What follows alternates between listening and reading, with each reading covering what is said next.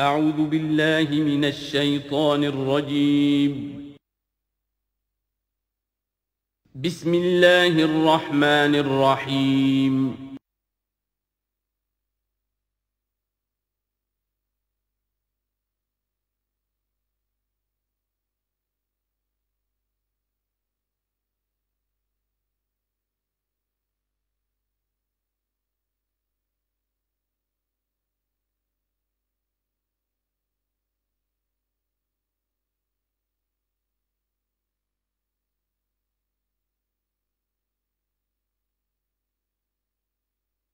اعوذ باللہ من الشیطان الرجیم بسم اللہ الرحمن الرحیم الف لام میم ذالک الکتاب لا ریب فیہ صدق اللہ العظیم۔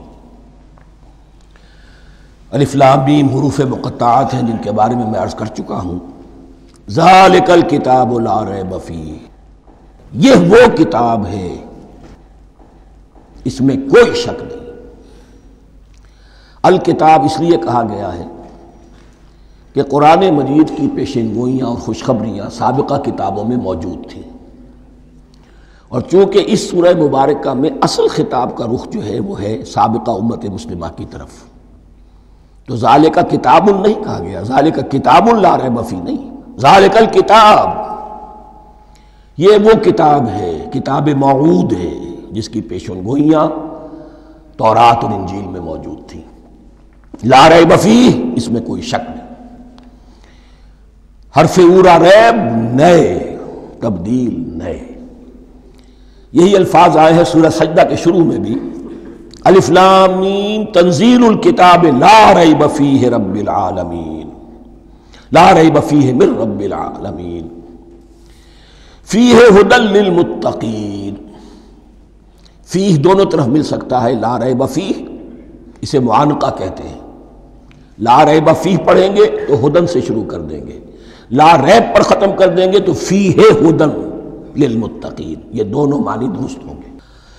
ہدن للمتقین یہ ہدایت ہے، رہنمائی ہے اہل تقوی میں جو بچنا چاہیں۔ تقوی کا اصل مفہوم سمجھ لیجئے، وقا یقی کسی کو بچانا، تقوی خود بچنا۔ جن لوگوں کے اندر فطرت سلیمہ ہوتی ہے ان میں اخلاقی حس موجود ہوتی ہے، وہ بری چیز سے بچنا چاہتے ہیں، بھلی کو حاصل کرنا چاہتے ہیں، وہ لوگ ہیں کہ جو گویا کہ اس قرآن کا اصل مخاطب ہے، وہی اس سے استفادہ کر سکیں گے۔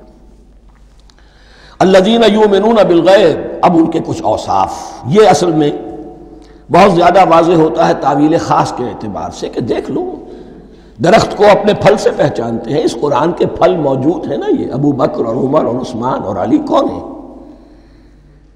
یہ جو مہاجرین آئے ہیں چل کر، مدینے والوں دیکھو یہ کون ہیں، ان کی شخصیتیں کیا ہیں، ان کا کردار کیا ہے، ان کے اوصاف کیا ہے، یہ کس درخت کے پھل ہیں؟ یہ اس بینہ کے پھل ہیں، یہ اس ذکرہ کے پھل ہیں۔ بینہ رسول من اللہ یتلو صحفا مطہرۃ فیہا کتب قیمہ، یہ اس شجرہ مبارکہ کے پھل ہیں، دیکھ لو ان کے کیا شب و روز ہے، الذین یؤمنون بالغیب، جو غیب پر ایمان رکھتے ہیں۔ تعویل عام کے اعتبار سے اس کا بہت اہم مفہوم ہوگا، جو یہ طے کر لے کہ سوائے مادے کی دنیا کے مجھے اس سے آگے جانا ہی نہیں، unless I can verify۔ آپ کو معلوم ہے کہ میٹیریل جو حقائق ہے وہ تو آپ ویریفائی کر سکتے ہیں، آنکھ سے دیکھ سکتے ہیں، کان سے سن سکتے ہیں، ویریفائڈ ہے۔ جو یہ سمجھ لے گا کہ اس کے بیونڈ کچھ نہیں ہے، اس کے لیے قرآن میں کوئی ہدایت نہیں۔ ہدایت قرآنی کا نقطہ آغاز یہ ہے کہ انسان یہ سمجھ لے کہ جو اصل حقیقت ہے وہ مستور ہے، نگاہوں سے چھپی ہوئی ہے، سامنے جو کچھ نظر آ رہا ہے۔ ایک انگلستان کے بہت بڑے فلسفی کی کتاب کا عنوان ہے appearance and reality, reality and appearance, Bradley کی کتاب۔ اپیئرنس جو کچھ نظر آ رہا ہے یہ حقیقت نہیں، حقیقت اس کے پیچھے ہے۔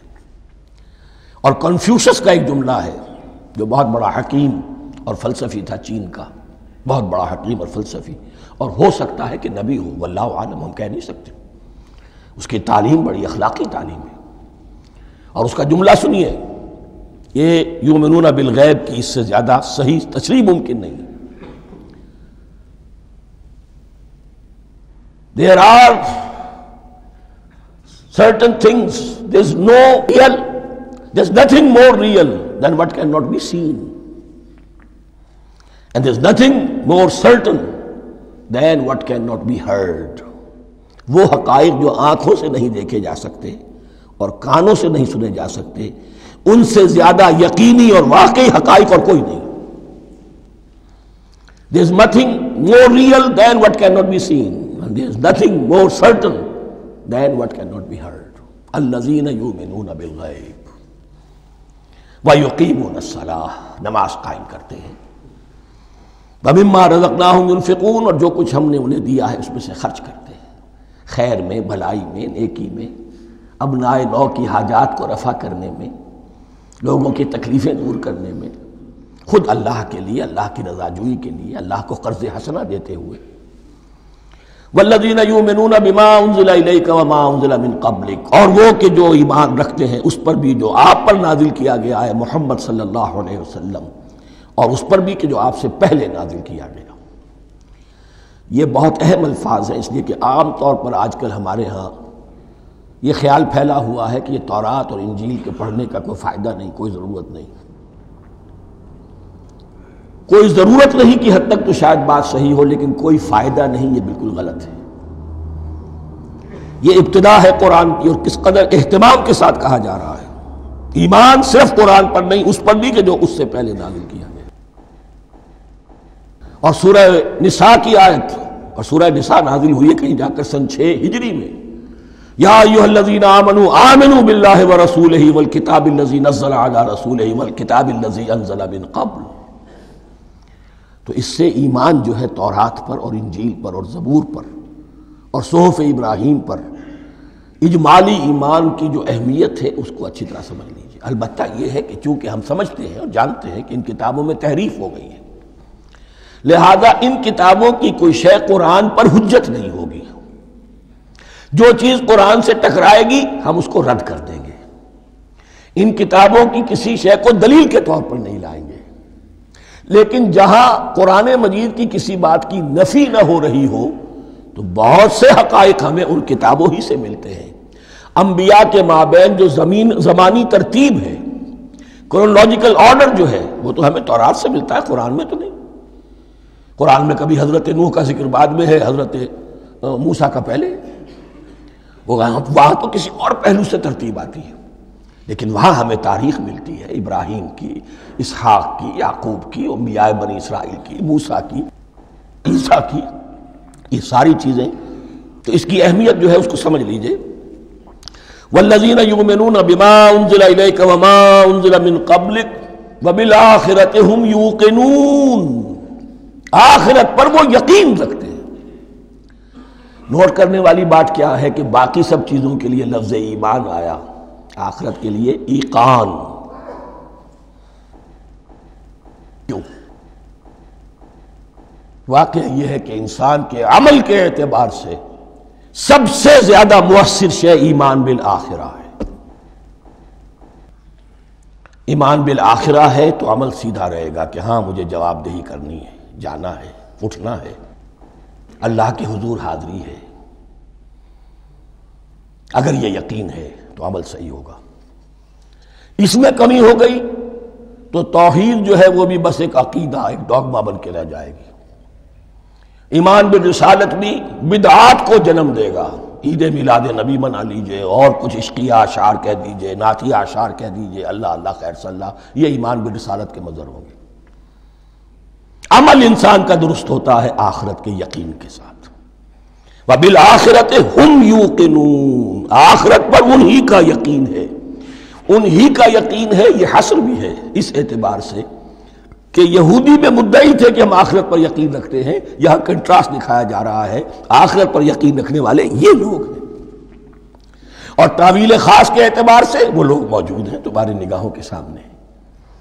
13 برس کی محنت کی کمائی محمد الرسول اللہ صلی اللہ علیہ وسلم کی، اس کتاب کی، یتلو علیہم آیاتہ ویزکیہم ویعلمہم الکتاب والحکمہ، اس کا جو نتیجہ ہے وہ تمہارے سامنے. اولئک علی ھدی من ربہم، یہ وہ لوگ ہیں جو اپنے رب کی طرف سے ہدایت پر ہیں. وہ ابتدائی ہدایت بھی ان کے پاس تھی اور یہ تکمیلی ہدایت بھی، قرآن پر بھی ان کا یقین پورا ہے اور محمد کا اتباع بھی وہ کر رہے ہیں۔ وَأُولَٰئِكَ هُمُ الْمُفْلِحُونَ، اور یہی وہ لوگ ہیں جو فلاح پانے والے ہیں۔ فلاح کا لفظ بھی قرآن مجید کی بڑی اہم اصطلاح ہے، منزل مراد کو پہنچ جانا، کسی باطنی حقیقت کا عیا ہو جانا۔ اسی لیے اس پر پھر گفتگو انشاءاللہ ہوگی سورہ مومنون کے شروع میں، لیکن یہ کہ فلاح پانے والے، کامیاب ہونے والے اصل میں یہی لوگ ہیں۔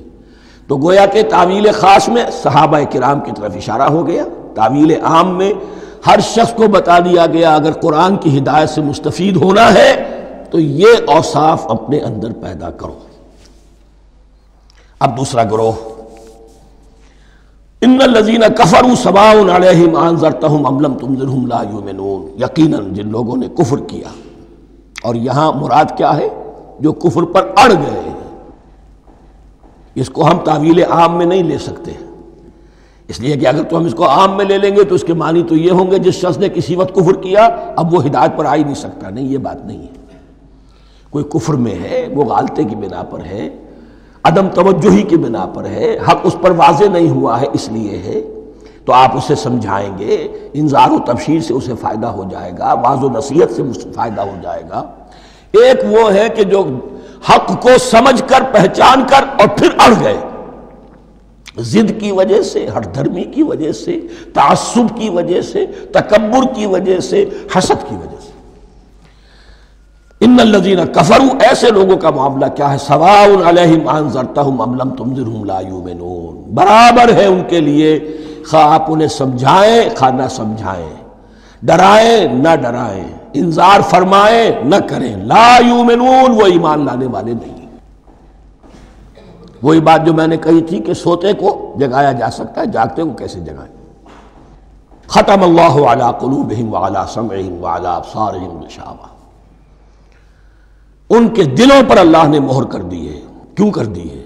یہ ابتداء مہر نہیں ہوئی، جب حق کو پہچان کر انہوں نے رد کر دیا، اس کی پاداش میں، اس کی سزا کے طور پر۔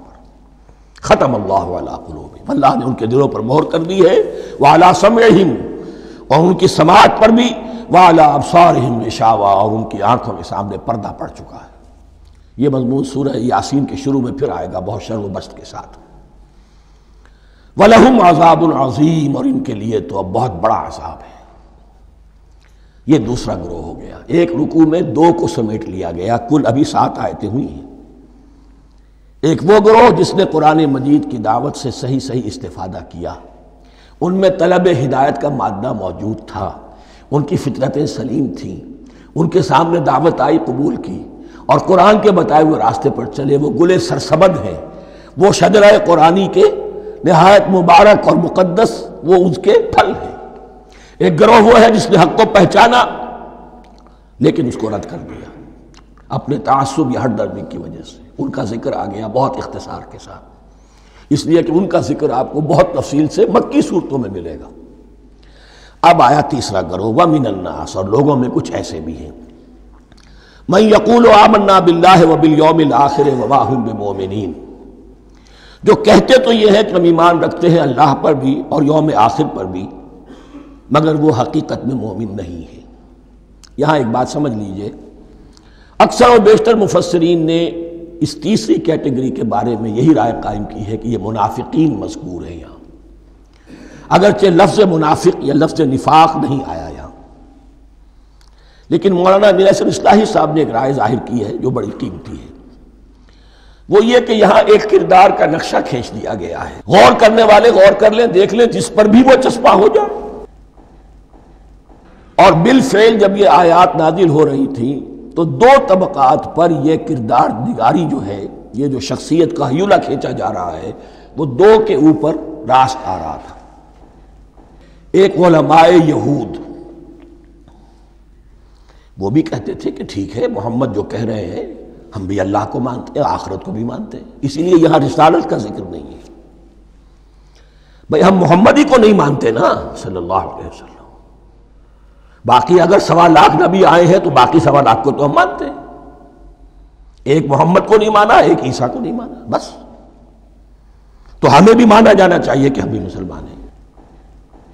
ایک یہ ان کی رائے ہے، اور واقعہ یہ ہے کہ یہاں اس طریقے کا تذکرہ ہو رہا ہے کہ جس سے ان کا کردار بھی جھلک رہا ہے، روح سخن ان کی طرف جا رہا ہے۔ مجھے یاد ہے اپنی 10ویں جماعت کے زمانے میں دہلی میں نے دیکھا تھا کیناٹ سرکس، وہاں کا ایک بڑی مارکیٹ ہوتی تھی، تو جوتے کی ایک دکان پہ ایک بہت بڑا جوتا لٹکایا ہوا تھا، بہت بڑا، اور لکھا تھا free to home it fits, جس کے پاؤں میں یہ ٹھیک ٹھیک آ جائے وہ لے جائے اس کو۔ تو یہ free to home it fits ہے، ایک کردار ہے۔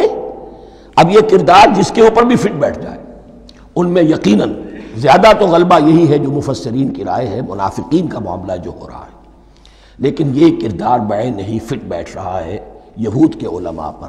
اور یہ بھی نوٹ کر لیجئے کہ جو مدینہ منورہ میں نفاق کا جو پودا پروان چڑھا ہے، بلکہ پودا نہیں کہنا چاہیے، جھاڑ جھکاڑ جو پروان چڑھا ہے، وہ یہودیوں کے زیر اثر، جیسے جنگل کے اندر بڑے بڑے درخت بھی ہوتے ہیں اور اندر جو ہے نیچے جھاڑیاں بھی ہوتی ہیں، تو یہ نفاق کا جھاڑ جھکاڑ جو ہے وہ یہودی علماء کا جو پودا تھا، اور بہت بڑا تھا، اس میں کوئی شک نہیں، اس کے سائے میں پروان چڑھا ہے۔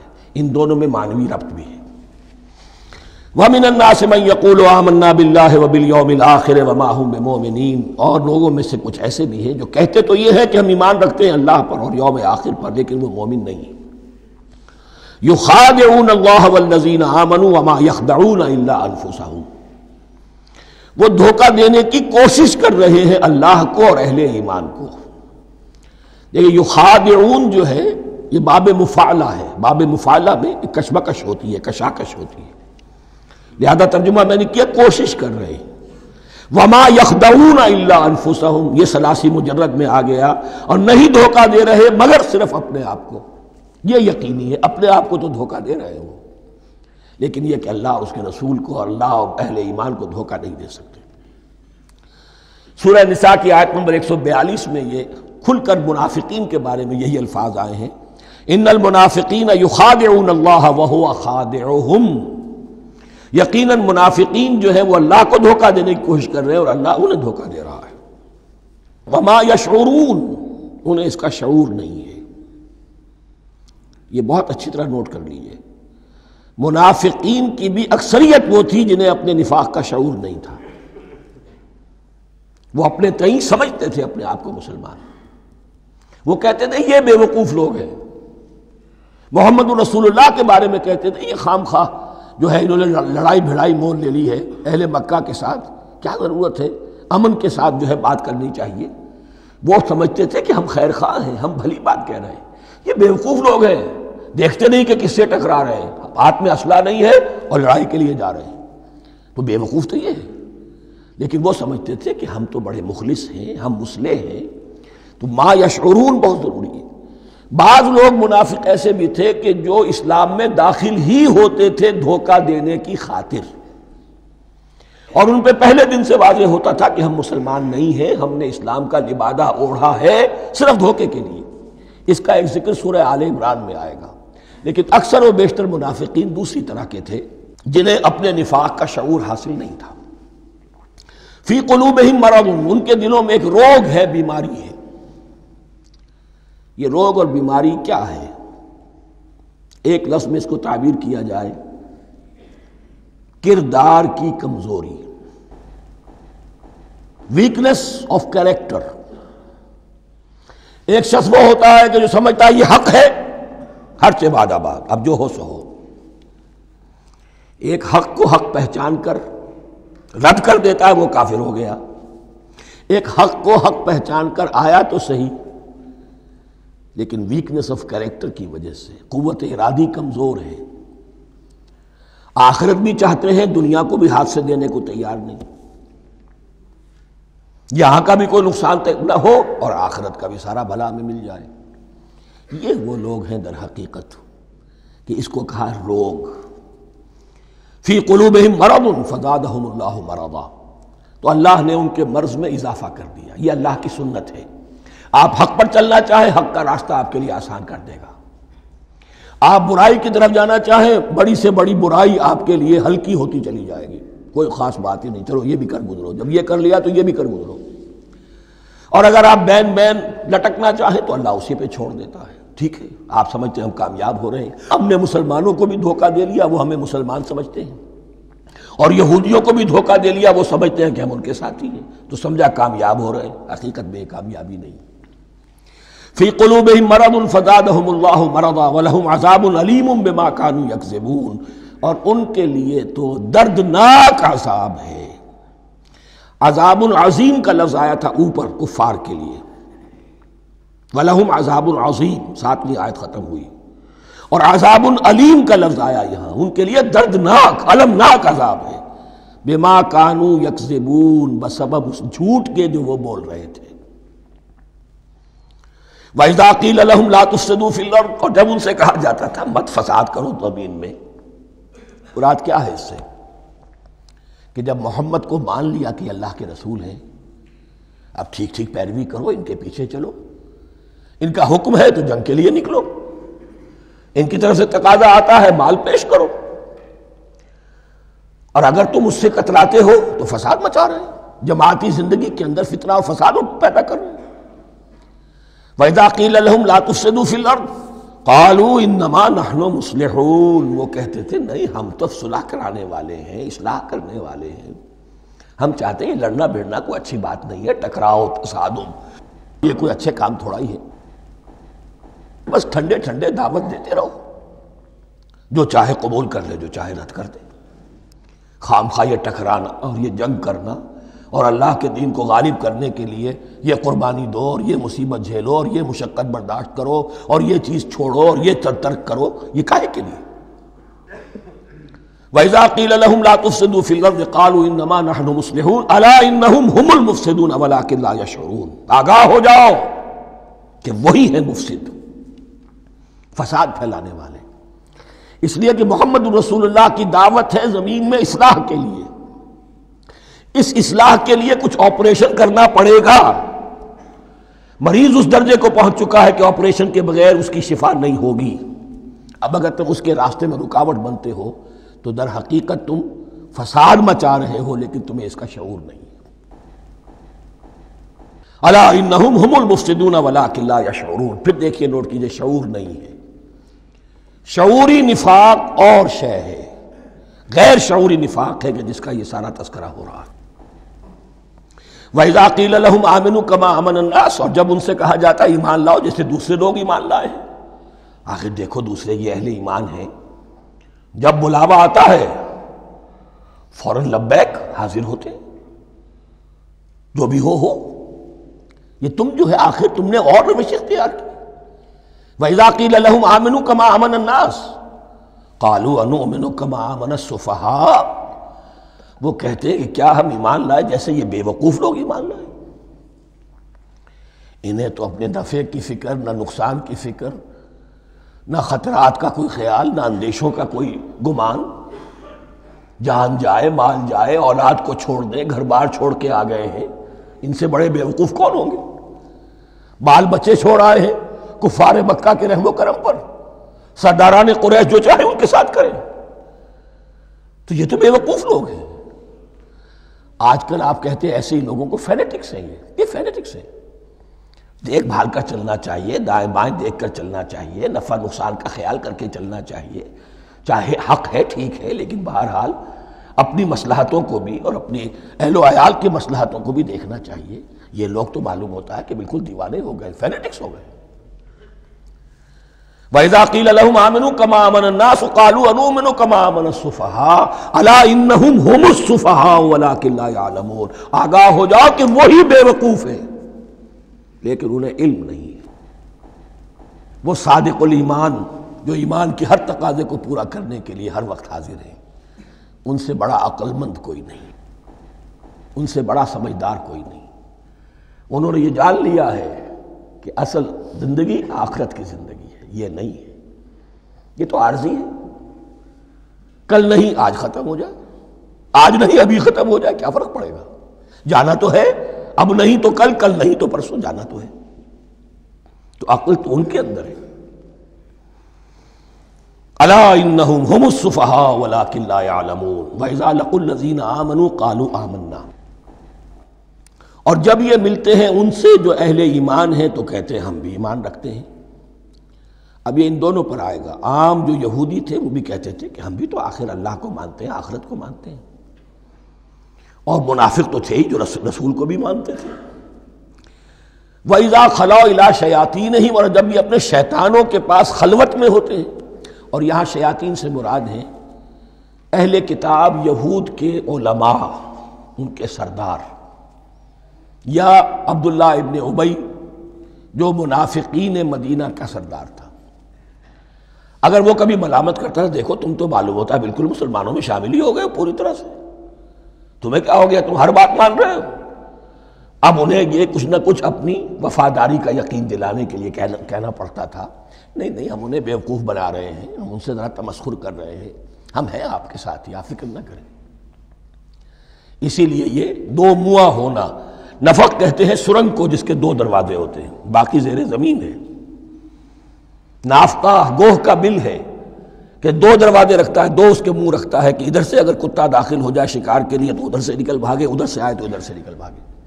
تو دو منہ انسان، یہ در حقیقت جس کو پھر سورہ نساء میں کہا گیا لا الہ ہؤلاء ولا الہ ہؤلاء، نہ ادھر کے ہیں نہ ادھر کے، مذبذبین بین ذالک، اس کے درمیان مذبذب ہو کر رہ گئے۔ یہ شیطان کا لفظ یہاں سمجھ لیجئے کہ اس کے دو رائے ہیں کہ یہ شطنہ سے بنا ہے یا شات سے بنا ہے، شین الف توئے یا شین تو نون۔ شطنہ کے معنی تباعدا، کوئی بہت دور ہو گیا، شیطان سے مراد جو اللہ کی رحمت سے بہت دور ہو گیا۔ اور شاتا یشیتو کے معنی ہے احترق غضبا وحسدا، کوئی شخص غصے اور حسد کے اندر جل رہا ہو، وہ شاتا یشیتو ہے۔ اس سے فعلان کے وزن پر، رحمان کے وزن پر، غضبان کے وزن پر شیطان، یعنی وہ کہ جو حسد اور غضب کی آگ میں جل رہا ہے۔ تو یہ ایک تو شیطان وہ ہے کہ جو جنات میں سے ہے، جس کا نام عزازیل تھا پہلے، اب ہم اسے ابلیس کے نام سے جانتے ہیں، وہ ایک شیطان ہے، جنی ہے۔ پھر یہ کہ جو بھی اس کے پیروکار ہیں دنیا میں، انسانوں میں سے ہوں یا جنات میں سے ہوں، وہ بھی شیاطین ہیں۔ اسی طرح اہل کفر، اہل زیغ کے جو بڑے بڑے سردار ہوتے ہیں، ان کو بھی شیطان سے تعبیر کیا گیا۔ وَإِذَا خَلَوْا إِلَىٰ شَيَاطِینِهِمْ قَالُوا إِنَّا مَعَكُمْ، اور جب وہ خلوت میں ہوتے ہیں، علیحدگی میں ہوتے ہیں اپنے شیاطین کے پاس، سرداروں کے پاس، کہتے ہیں ہم تو آپ کے ساتھ ہیں، انما نحن مستہزئون، یہ تو ہم ان مسلمانوں کو بیوقوف بنا رہے ہیں، ان سے استہزاء کر رہے ہیں، تمسخر کر رہے ہیں۔ ہم تمسخر میں کہہ دیتے ہیں کہ ہم بھی آپ کے ساتھ ہیں، آمنا۔ اللہ یستہزئ بہم ویمدہم فی طغیانہم یعمہون، حقیقت کیا ہے کہ اللہ ان کا مذاق اڑا رہا ہے اور ان کو ڈھیل دے رہا ہے کہ وہ اپنے عقل کے اندھے پن میں بڑھتے چلے جائیں۔ اللہ تعالیٰ جیسا میں نے عرض کیا رسی دراز کرتا ہے، کوئی شخص غلط راستے پر جانا ہے تو جاؤ بھائی، فوراً تو نہیں پکڑتا، اگر فوراً پکڑ لے تو سیدھا ہو جائے گا، چلتے جائے، جہاں جانا چاہتے ہو جاؤ۔ تو ان کو بھی رسی دراز کر رہا ہے اللہ، لیکن یہ کہ اللہ یستہزئ بہم، یہ سمجھتے ہیں کہ مسلمانوں کا مذاق اڑا رہے ہیں، اصل میں مذاق ان کا اڑ رہا ہے اللہ کے نزدیک۔ وَيَمُدُّهُمْ فِي طُغْيَانِهِمْ يَعْمَهُونَ، اب یہاں ذرا نوٹ کر لیجئے، یہ دو لفظ آئیں گے، عین میم اور ہا، امہ ہے کے ساتھ، ایک ہے عین میم اور یا، امج، تو عین اور میم تو مشترک ہے یا آخر میں فرق ہوگا، عین میم اور ہا ہوگا، اس کے معنی عقل کا اندھا، دل کا اندھا، آنکھیں تو ہے لیکن دل کا اندھا ہے، عقل کا اندھا ہے۔ اور عین میم یا جو آنکھوں کا اندھا ہو، عمیٌ اندھے، اعمیٰ اندھا۔ تو یہاں فرمایا انا معکم انما نحن مستہزئون، اللہ یستہزئ بہم ویمدہم فی طغیانہم یعمہون، اللہ ان کو اس جو ان کی عقل کے اندھے پن میں جو یہ بڑھتے چلے جا رہے ہیں، اللہ بھی ان کی رسی دراز کر رہا ہے تاکہ یہ جہاں تک جانا چاہتے چلے جائیں۔ اولئک الذین اشتروا الضلالۃ بالہدی، یہ وہ لوگ ہیں کہ جنہوں نے ہدایت کے عوض گمراہی خرید لی ہے۔ دیکھیے بڑا پیارا انداز ہے یہ، ایک شخص کے سامنے دونوں آپشنز تھے، ایک نے گمراہی کو چھوڑا، ہدایت لے لی، چاہے قیمت دینی پڑی، تکلیفیں اٹھانی پڑی، آزمائشوں میں سے گزرنا پڑا، قربانیاں دینی پڑی، ہدایت لی۔ اور ایک شخص نے ہدایت دے کر گمراہی لے لی، آسانی تو ہو گئی، فوری تکلیف سے تو بچ گئے، لا الہ ہؤلاء ولا الہ ہؤلاء، دونوں طرف سے اپنے آپ کو بچا لیا۔ لیکن حقیقت میں سب سے زیادہ گھاٹے کا سودا یہی ہے، اولئک الذین اشتروا الضلالۃ بالہدی، ہدایت دے کر اور ضلالت خرید لی ہے، فما ربحت تجارتہم، تو ان کی تجارت ان کے حق میں ہرگز مفید نہیں ہوئی۔ اب یہاں بھی دیکھیے، را با اور ہے ہا، ربحا، اس کے معنی نفع، صحیح نفع، جائز نفع۔ را با اور وا، ربا، وہ سود، وہ بھی اضافہ ہے، وہ بھی بڑھوتری ہے، لیکن وہ حرام ہے۔ ایک ہے تجارت کے اندر جو نفع ہو جائے وہ ربح ہے، را با اور ہا یہ نفع ہے جو جائز نفع ہے۔ را با اور وا، ربا، یہ کیا ہے؟ یہ سود ہے، یہ حرام ہے۔ را اور با مشترک ہے، آگے ہا، آگے اور با، اس کا فرق ہے۔ فما ربحت تجارتہم وما کانوا مہتدین، ان کی تجارت ان کے حق میں ہرگز مفید نہیں ہوئی اور نہیں ہے اب یہ ہدایت پانے والے۔ مثلہم، اب یہاں دو تمثیلیں آ رہی ہیں بڑی پیاری۔ پہلی تمثیل ہے کفار کے بارے میں، دوسری تمثیل ہے یہ بین والے لوگوں کے بارے میں۔ پہلوں کے لیے کیا تمثیل ہے؟ مثلہم کمثل الذی استوقد نارا، ان کی مثال اس شخص کی سی ہے جس نے آگ روشن کی۔ ایک نقشہ کھینچا جا رہا ہے، اندھیری شب ہے جدا اپنے قافلے سے ہے تو، تیرے لیے ہے میرا شعلہ نوا قندیل۔ اندھیری شب ہے، قافلہ بھٹک رہا ہے، کچھ لوگ بڑی ہمت کرتے ہیں، اندھیرے میں بھی ادھر ادھر سے لکڑیاں جمع کرتے ہیں اور آگ روشن کر دیتے ہیں۔ لیکن عین اس وقت جب آگ روشن ہوتی ہے کچھ لوگوں کی بینائی سلب ہو جاتی ہے۔ پہلے وہ اندھیرے میں اس لیے تھے کہ روشنی نہیں تھی، اب وہ اندھیرے کے اندھیرے میں رہ گئے کہ روشنی تو خارج میں آ گئی، اپنی اندر کی روشنی گل ہو گئی، بصارت سلب ہو گئی۔ یہ مثال ہے ان کفار کی کہ حضور کی آمد سے پہلے سب بھٹک رہے تھے، کوئی حقیقت واضح نہیں تھی، قافلہ انسانیت بھٹک رہا تھا اندھیری شب میں۔ محمد الرسول اللہ آئے، انہوں نے آگ روشن کر دی، اب راستہ کھل گیا، ہدایت واضح ہو گئی۔ لیکن کچھ ضد یا تعصب یا تکبر یا حسد کی بنیاد پر کچھ لوگوں کی اندر کی بینائی زائل ہو گئی، تو وہ تو ویسے کے ویسے بھٹک رہے ہیں، جیسے پہلے اندھیرے میں تھے ویسے ہی اب اندھیرے میں ہیں۔ روشنی میں آنے والے تو وہ ہیں، دیکھ لو جن کا ذکر سب سے پہلے ہوا ہے۔ مثلہم کمثل الذی استوقد نارا، اس شخص کی سی ہے کہ جس نے آگ روشن کی۔ فلما اضاءت ما حولہ، جب اس آگ نے اپنے ماحول کو، گردا گرد کو روشن کر دیا، ذہب اللہ بنورہم، اللہ ان کی نور بصارت کو لے گیا، سلب کر لیا اللہ نے۔ وترکہم فی ظلمات لا یبصرون، اور چھوڑ دیا انہیں ان اندھیروں کے اندر کہ وہ کچھ نہیں دیکھتے۔ صم بکم عمی فہم لا یرجعون، اسم کہتے ہیں بہرے کو، سم جمع ہے اس کی، سمن۔ اب کمو کہتے ہیں گونگے کو، بکمن اس کی جمع ہے۔ آما کہتے ہیں اندھے کو، عمیون اس کی جمع ہے۔ یہ بہرے ہیں، گونگے ہیں، اندھے ہیں، فہم لا یرجعون، اب یہ لوٹنے والے نہیں۔ یہ کون ہے؟ ابو جہل ہے، ابو لہب ہے، ولید بن مغیرہ ہے، عقبہ ابن ابی معیط ہے، یہ سب کے سب ابھی زندہ ہیں جب یہ آیات نازل ہو رہی ہیں۔ ابھی تو غزوہ بدر ہوگا سن 2 ہجری میں، اور اس میں یہ سب جو ہیں واصل جہنم ہوں گے، ابھی تک تو ہے نا۔ یہ لوگ ہو گئے اس کی مثال۔ وَمَثَلُهُمْ كَمَثَلِ الَّذِي اسْتَوْقَدَ نَارًا فَلَمَّا أَضَاءَتْ مَا حَوْلَهُ ذَهَبَ اللَّهُ بِنُورِهِمْ وَتَرَكَهُمْ فِي ظُلُمَاتٍ لَا يُبْصِرُونَ صُمٌّ بُكْمٌ عُمْيٌ فَهُمْ لَا يَرْجِعُونَ۔ اب دوسری مثال، أَوْ كَصَيِّبٍ مِّنَ السَّمَاءِ، یا بڑی زور کی بارش برس رہی ہے آسمان سے، فِيهِ ظُلُمَاتٌ، اس میں اندھیرے بھی ہیں، وَرَعْدٌ، اور گرج ہے، وَبَرْقٌ، اور بجلی چمک رہی ہے۔ یجعلون اصابعهم فی آذانهم من الصواعق حذر الموت، کچھ لوگ ہیں کہ جو اپنی انگلیاں اپنے کانوں کے اندر ٹھوسے ہوئے ہیں کہ وہ جو کڑک ہے اس سے ان کی جانیں نہ نکل جائیں، موت نہ آ جائے۔ کڑکا ایسا ہے کہ اس کڑکے سے بچنے کے لیے اپنی انگلیاں اپنی کانوں میں ٹھوس رکھی ہیں، حذر الموت، موت کے خوف سے۔ واللہ محیط بالکافرین، اللہ ایسے کافروں کا احاطہ کیے ہوئے ہے، بچ کر کہاں جائیں گے۔ یکاد البرق یخطف ابصارہم، قریب ہے کہ بجلی ان کی نگاہوں کو لے جائے، ان کی بینائی کو سلب کر لے۔ کلما اضاء لہم، لیکن ہوتا کیا ہے، جب ذرا روشنی ہوئی تو چل لیے۔ مشوا فیہ، بجلی چمکی، کچھ نظر آ گیا دائیں بائیں تو کچھ تھوڑا سا چل لیے۔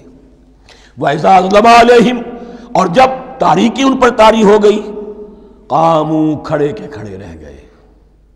یہ نقشہ ہے ان کا کہ ایک طرف بارش ہو رہی ہے، قرآن مجید ہے، آسمان سے نازل ہو رہا ہے، یہ ماہ مبارکہ ہے، یہ کتاب مبارکن ہے، لیکن یہ کہ اس کے ساتھ کڑکے ہیں، گرج ہے، کفر سے مقابلہ ہے، کفر کی طرف سے دھمکیاں ہیں، اندیشے ہیں، خطرات ہیں، امتحانات ہیں، آزمائشیں ہیں۔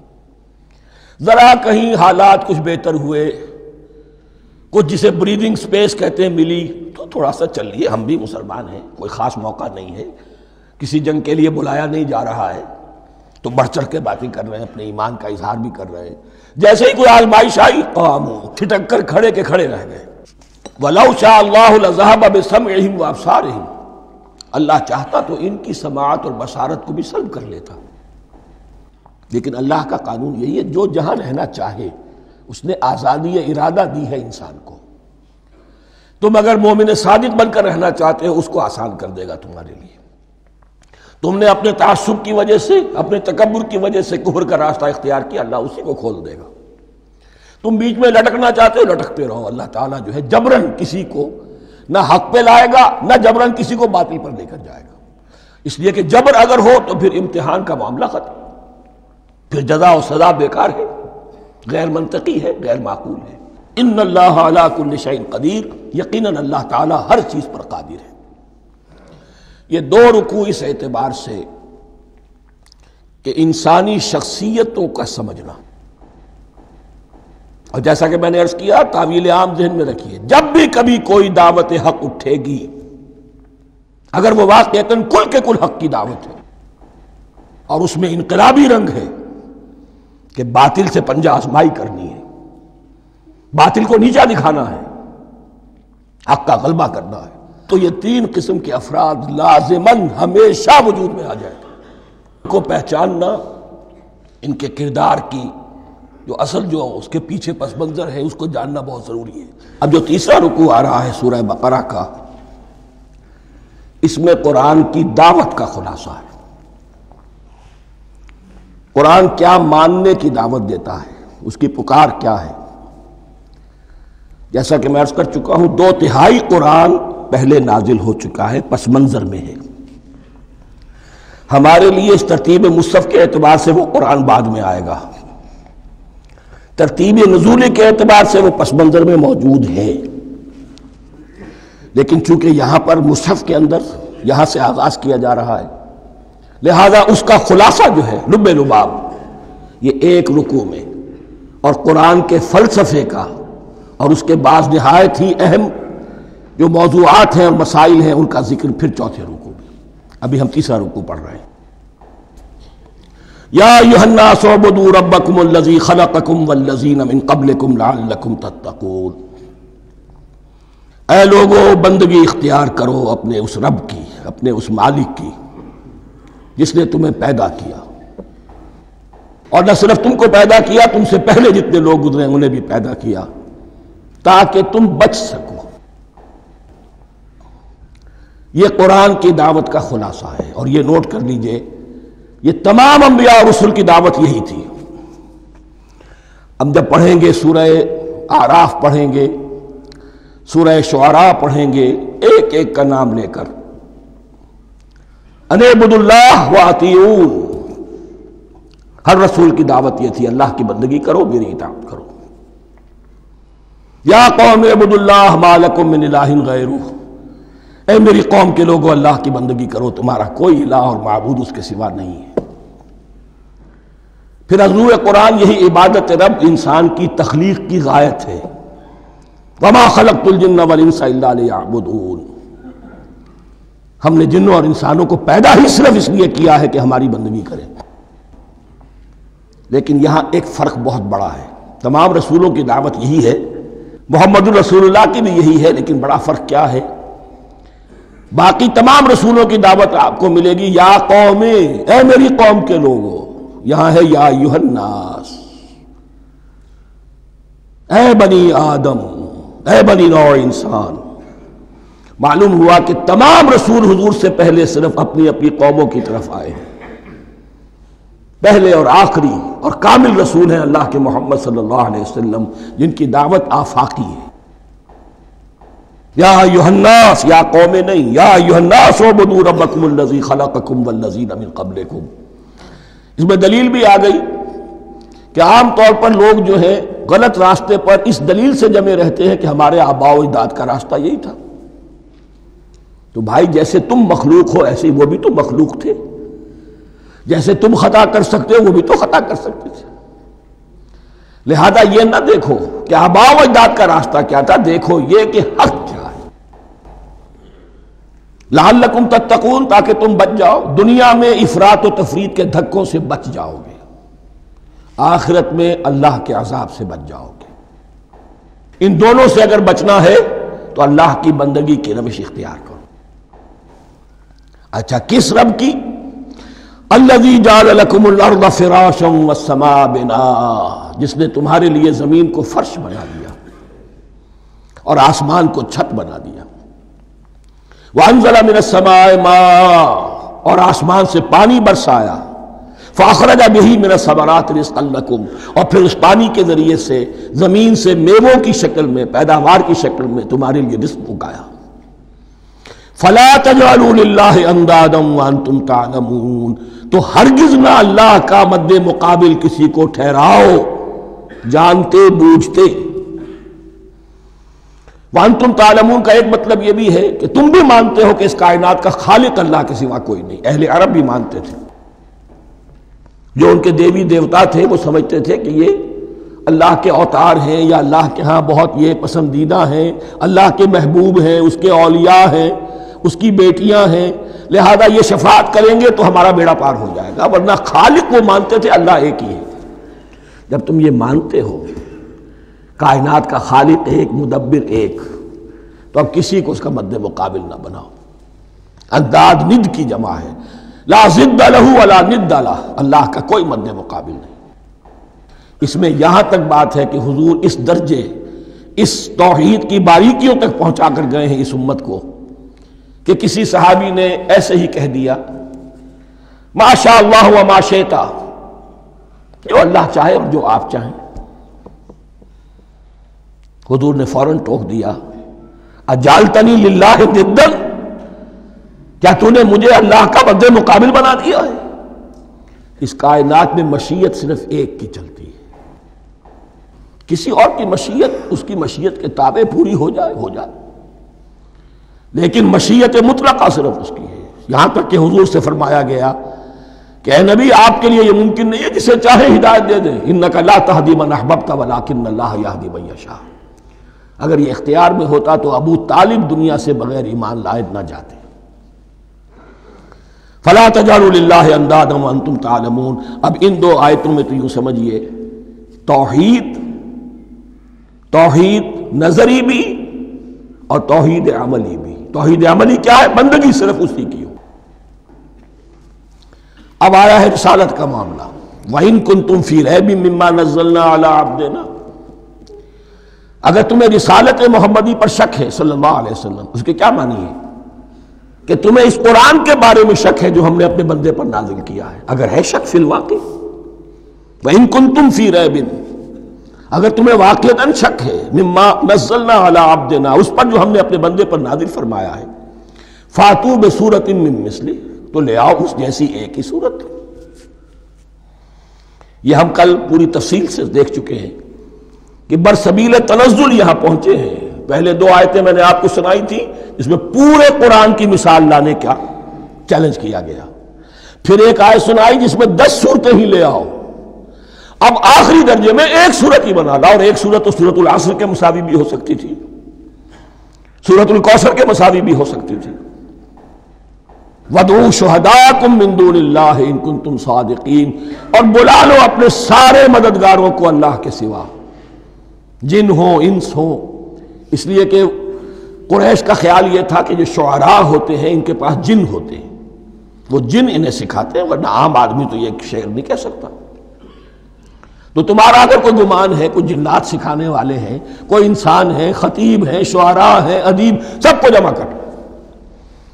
ان کنتم صادقین. اب یہ ہے بہت ہی، جس کو میں نے کل کہا تھا آپ کو یاد ہوگا، قرآن کا انداز کیا ہوتا ہے کہ وہ اپنے اندر جھانکنے کی دعوت دیتا ہے. یہ گویا کہ آنکھوں میں آنکھیں ڈال کر یہ کہا جا رہا ہے کہ حقیقت میں تمہیں کوئی شک نہیں ہے، یہ تم بات بنا رہے ہو صرف. اگر واقعتاً شک ہے تو آؤ میدان. حقیقت یہ ہے کہ تمہیں شک نہیں ہے. اگر تم سچے ہو فاتوا بسورۃ من مثلہ، تو اس جیسی ایک ہی صورت بنا لاؤ. فإن لم تفعلوا، اب ذرا انداز دیکھیے تحدی کا اور چیلنج کا. پھر اگر تم یہ نہ کر پاؤ، وَلَن تَفْعَلُوا، اور ہرگز نہیں کر سکو گے. یہ چیلنج کون دے سکتا ہے؟ اللہ کے سوا کوئی نہیں دے سکتا. یہ انداز کسی کتاب کا نہیں ہے. ذَلِكَ الْكِتَابُ لَا رَيْبَ فِيهِ، یہ کسی کا نہیں ہے. فَإِن لَمْ تَفْعَلُوا وَلَن تَفْعَلُوا، پھر اگر تم نہ کر پاؤ اور تم ہرگز نہیں کر پاؤ گے، فَاتَّقُوا النَّارَ الَّتِي وَقُودُهَا النَّاسُ وَالْحِجَارَةُ، تو ڈرو اس آگ سے جس کا ایندھن بنیں گے انسان اور پتھر. اعدت للکافرین، کافروں کے لیے تیار کر لی گئی ہے، بھڑکا دی گئی ہے. پتھروں کا ذکر خاص طور پر کیوں ہے؟ 2 اس کے امکانات ہیں. آپ کو معلوم ہے کہ وہ جو پتھر کا کوئلہ ہوتا ہے اس کی آگ بڑی سخت ہوتی تھی، عام جو ہمارا یہ لکڑی کا کوئلہ ہوتا ہے اس کے مقابلے میں.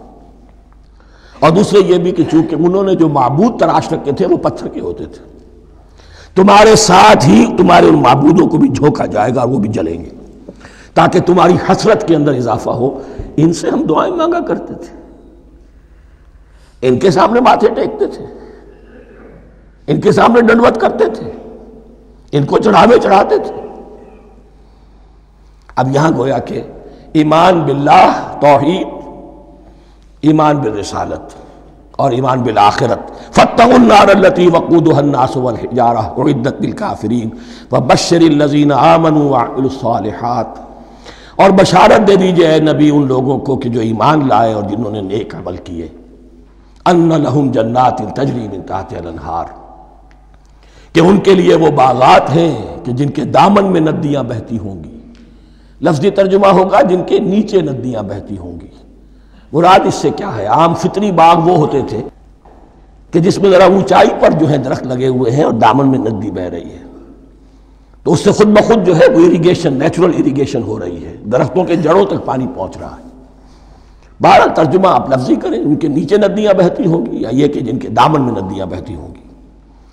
کلما رزقوا منہا من ثمرۃ رزقا، جب بھی کبھی انہیں دیا جائے گا کوئی پھل رزق کے طور پر کھانے کے لیے جنت میں، قالوا ھذا الذی رزقنا من قبل، وہ کہیں گے یہ تو وہی شے ہے جو ہمیں پہلے بھی ملتی تھی. اس کا ایک مفہوم یہ ہے، یہ جو نزل ہے، ابتدائی جو ہے دعوت ہے، ابتدائی ضیافت جو ہوگی اس میں وہی چیزیں کہ جو معروف ہے، جانی پہچانی ہے. یہ رمان، یہ دیکھیے یہ انار آ رہا ہے خوبصورت، یہ انگور ہے خوبصورت، یہ نخیل ہے، یہ نخل ہے، یہ رطب ہے، لیکن ذائقے کے کوئی نسبت و تناسب بھی نہیں ہوگا. وہ کہیں گے یہ وہی شے ہے جو ہمیں پہلے ملتی تھی. وَأُتُوا بِهِ مُتَشَابِهًا، مشابہ تو ہوگی وہ، لیکن ان کے ذائقے میں زمین و آسمان کا فرق ہوگا. اور ایک یہ بھی مفہوم لیا گیا کہ آخرت میں جنت میں بھی وہی میوے ملتے رہیں گے، لیکن ان کا ذائقہ بدلتا رہے گا. شکل وہ ہوگی لیکن ذائقہ وہ نہیں رہے گا کہ جس سے انسان کی بھی طبیعت بھر جاتی ہے ایک ہی شے کو کھاتے ہوئے. وَلَهُمْ فِيهَا أَزْوَاجٌ مُطَهَّرَةٌ، اور ان کے لیے ہوں گے اس میں بہت ہی پاک باز، نہایت پاک کی ہوئی بیویاں ہوں گی. ازواج مطہرۃ وہم فیہا خالدون، اور اس میں رہیں گے ہمیشہ ہمیشہ۔ یہ تو تین جو اصول ہیں دین کے دعوت ایمان، توحید اور رسالت اور معاد، ایمان باللہ، ایمان بالرسول، ایمان بالآخرہ۔ اب ذرا کچھ ضمنی مسائل ہیں کہ جو بعض کفار کی طرف سے، بعض معتزلین کی طرف سے پیش ہوتے تھے، وہ کبھی بھی اس چیلنج کا مقابلہ تو نہ کر سکے، میدان میں تو نہ آ سکے۔ یہ بالکل ایسی بات ہے جیسے کسی مصور کی تصویر پر اعتراض کرنے والے تو بہت تھے۔ جب کہا گیا کہ ذرا یہ لیجئے قلم، اس کو ٹھیک کر دیجئے، یہ برش آپ کے ہاتھ میں دیتا ہوں، اب سب پیچھے ہٹ گئے۔ تو کوئی صورت قرآن کے مقابلے میں لانا وہ تو ان کے لیے ممکن نہیں تھی، لیکن ادھر ادھر سے اعتراضات کرنے کے لیے جو زبانیں کھلتی تھی ان میں سے ایک اعتراض نقل کیا جا رہا ہے۔ وہ یہ تھا کہ وہ کہتے تھے کہ قرآن مجید میں مکھی کی تشبیہ آئی ہے، یہ تو بڑی حقیر سی شے ہے، اعلیٰ کلام ہو اور اعلیٰ متکلم ہو، وہ ایسی حقیر چیزوں کا تذکرہ نہیں کرتا۔ بیت العنکبوت، مکڑی کا بھی ذکر ہے قرآن میں، اتنی حقیر شے کا، یہ کوئی اعلیٰ کلام نہیں۔ اس کا جواب دیا جا رہا ہے کہ اصل میں کہیں تشبیہ بیان کرنی ہے، تمثیل بیان کرنی ہے، تو دیکھنا یہ کہ جس شے کے لیے تشبیہ دی جا رہی ہے اس کی مناسبت والی شے ہو۔ شے کوئی بہت حقیر ہے تو کسی عظمت والی شے سے آخر کیسے تشبیہ دی جائے گی؟ وہ تو کسی حقیر شے سے ہی تشبیہ دی جائے گی، تو جو اصل مقصد ہے تشبیہ کا وہ پورا ہوگا۔ ان اللہ لا یستحیی ان یضرب مثلا ما بعوضۃ فما فوقہا، اللہ تعالیٰ کو تو اس میں کوئی جھجک نہیں ہے، کوئی شرم نہیں ہے کہ وہ مچھر کی مثال بیان کرے، تو اس سے اوپر، اب یا فوقہا میں دونوں معنی ہو جائیں گے، یعنی کمتر اور حقیر ہونے میں اس سے بھی بڑھ کر، یا یہ کہ اس سے اوپر کی کوئی شے، اس کی مثال دینے میں اللہ کو کوئی جھجک نہیں، اس لیے کہ مکھی بھی بہرحال مچھر سے تو ذرا بڑی شے ہے۔ اس معنی میں بھی ہو سکتا ہے فوقہا، اور فوقہا اس معنی میں بھی کہ اس سے بھی حقیر ہونے میں اس سے بھی بڑھ کر۔ فَأَمَّا الَّذِينَ آمَنُوا فَيَعْلَمُونَ أَنَّهُ الْحَقُّ مِن رَّبِّهِمْ، تو جو لوگ صاحب ایمان ہیں وہ جان لیتے ہیں کہ یہ حق ہے ہمارے رب کی طرف سے۔ وَأَمَّا الَّذِينَ كَفَرُوا، اور جنہوں نے کفر کیا ہے، فَيَقُولُونَ مَاذَا أَرَادَ اللَّهُ بِهَذَا مَثَلًا، یہ کیا مثال اللہ نے دی، کیا ارادہ ہوا اللہ کا اس مثال کے ذریعے سے، ناک منہ چڑھا رہے ہیں، اعتراض کر رہے ہیں۔ اب جو آ رہا ہے اگلا جملہ وہ ہے بہت اہم، یضل بہ کثیرا ویہدی بہ کثیرا، اسی کے ذریعے سے اللہ بہتوں کو ہدایت دیتا ہے اور اسی کے ذریعے سے بہتوں کو گمراہ کرتا۔ معلوم ہوا کہ ہدایت اور گمراہی اور ہدایت اور ضلالت انسان کی سبجیکٹو کنڈیشن کے اوپر دار و مدار ہے اس کا۔ آپ کے دل میں خیر ہے، بھلائی ہے، نیت صحیح ہے، طلب ہدایت، طلب علم، اس میں آپ سچے ہیں، آپ کو ہدایت مل جائے گی۔ دل میں زیغ ہے، کجی ہے، نیت میں ٹیڑھ ہے، فساد ہے، تو اسی کے ذریعے سے اللہ آپ کی گمراہی میں اضافہ کر دے گا۔ یضل بہ کثیرا ویہدی بہ کثیرا، لیکن اللہ کا یہ کسی کو ہدایت دینا اور کسی کو ضلالت دینا علل ٹپ نہیں ہے، کسی قاعدے اور قانون کے بغیر نہیں ہے۔ وما یضل بہ الا الفاسقین، نہیں گمراہ کرتا وہ اس کے ذریعے سے مگر صرف سرکش لوگوں کو، جن میں سرکشی ہے، تعلی ہے، تکبر ہے، اور ان کے اوصاف کیا ہے؟ الذین ینقضون عہد اللہ من بعد میثاقہ، جو توڑ دیتے ہیں اللہ کے ساتھ کیے ہوئے عہد کو، اور سب سے بڑا عہد یہ سورہ اعراف میں چل کر آئے گا، عہد الست۔ عالم ارواح میں ہم عہد الست کر کے آئے، الست بربکم قالوا بلا، کیا میں ہی نہیں ہوں تمہارا رب؟ تمام ارواح نے، میں بھی تھا، آپ بھی تھے، سب تھے، کل انسان، جتنے انسان دنیا میں آج تک آ چکے ہیں وہ بھی تھے، اور جو آنے ہیں ابھی قیامت تک وہ بھی تھے، لیکن تھے صرف ارواح کی شکل میں، جسم نہیں تھے۔ اور یہ میں آپ کو بتا چکا ہوں، مکمل وجود ہے انسان کا روحانی وجود۔ اولاً تخلیق اس کی ہوئی تھی، اسی سے آگے چل کر ایک بہت فلسفے کا بہت گہرا مضمون آ رہا ہے آگے چل کر۔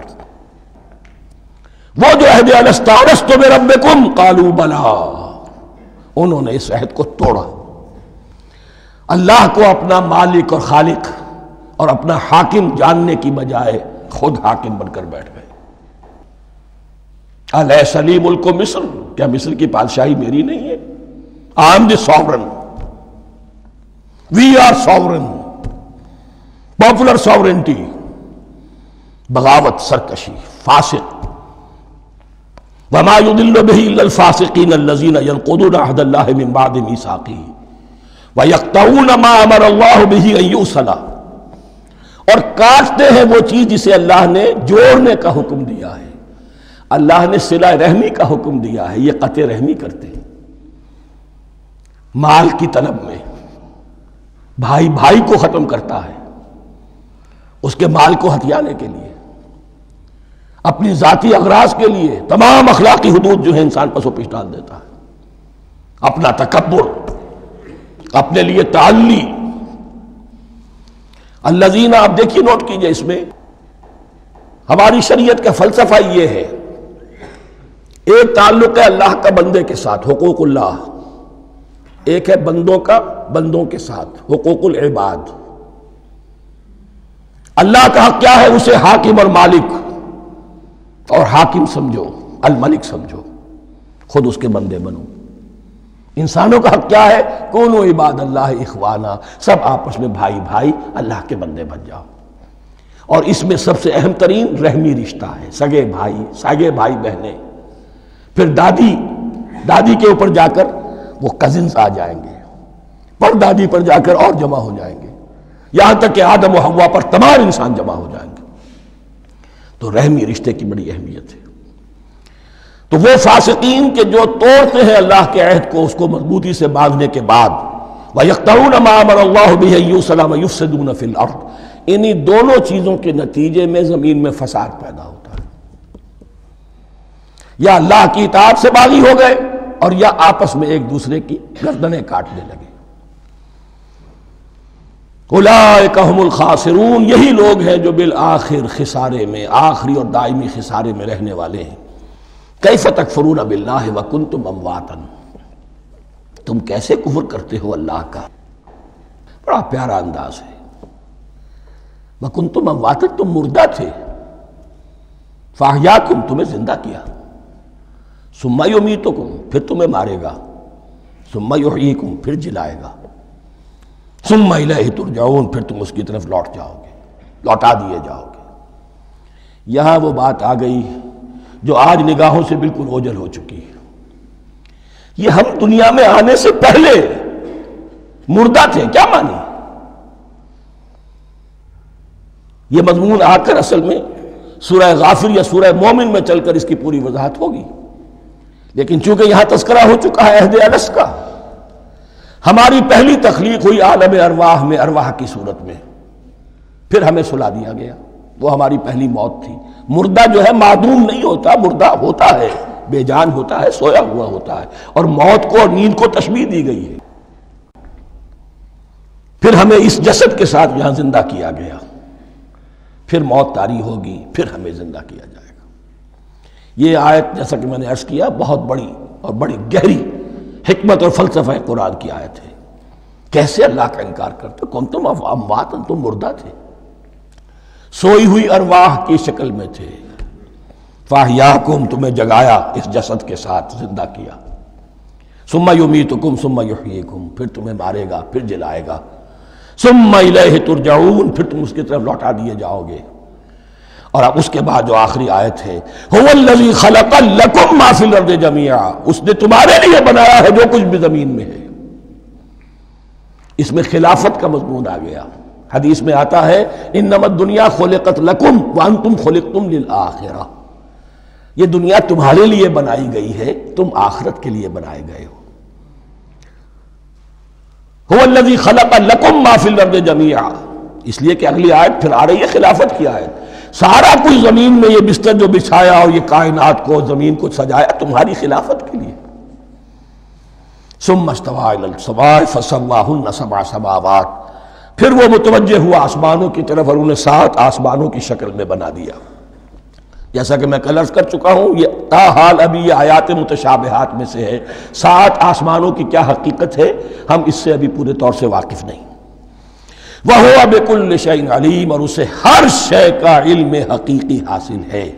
بارک اللہ لی ولکم فی القرآن العظیم ونفعنی وإیاکم بالآیات والذکر الحکیم۔